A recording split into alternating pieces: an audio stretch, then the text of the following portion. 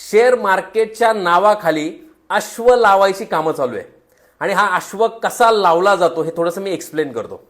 Okay, समोरची party तुम्हाला म्हणते एक काम करा, 1,00,000 मला द्या, मी दर महिन्याला 5,000 रुपये म्हणजेच 5% तुम्हाला रिटर्न देतो. तुमचे पैसे मी शेअर मार्केटमध्ये लावतो असं तुम्हाला सांगितलं जातं. ऍक्च्युली शेअर मार्केटमध्ये पैसे लावले जात नाही.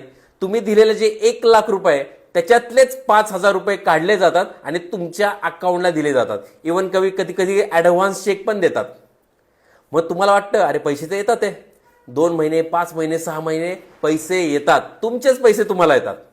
मग तुम्हाला विश्वास पडतो. मग तुम्ही काय करतात, 10 लाख करतात, 20 लाख करतात.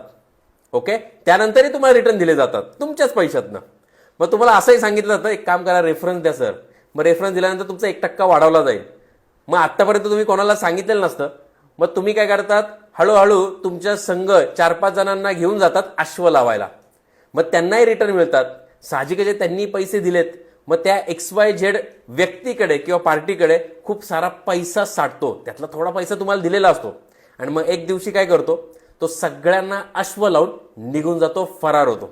आणि ह्याच्यात कोणत्याही प्रकारची डॉक्युमेंटरी नसतात, कधी कधी कॅश घेतलेली असते. ओके, आणि कोणत्याही प्रकारचं कॉन्ट्रॅक्ट नोट ट्रान्झॅक्शन काही नसतं आणि तुमची फसवणूक